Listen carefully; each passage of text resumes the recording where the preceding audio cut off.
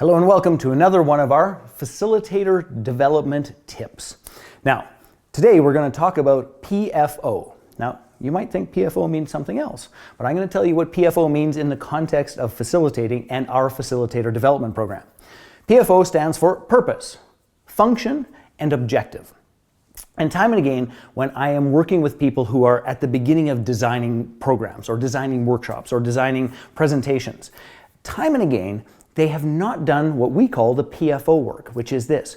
What is the purpose of this activity? What is the purpose of this workshop? What is the purpose of this phrase? What is the purpose of this word in the body of this entire program? So here's how I want you to think about this, is if you're going to facilitate, if you're going to design a workshop, the first thing you need to know is what is the purpose of the workshop.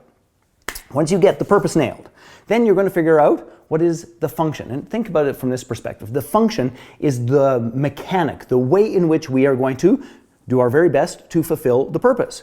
And that, by the way, in our world would be through a series of experiential activities and processes that are in alignment with that one purpose.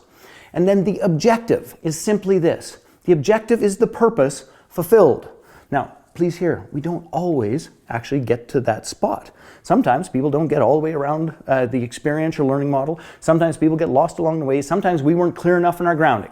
However, I can tell you this.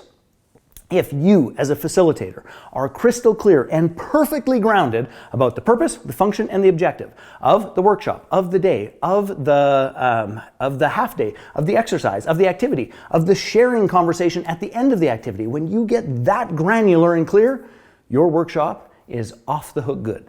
Now, if you want to know more about how to develop purpose, function, and objective for your workshop, you really need to check out our facilitator development program. There are limited seats. You can click the button below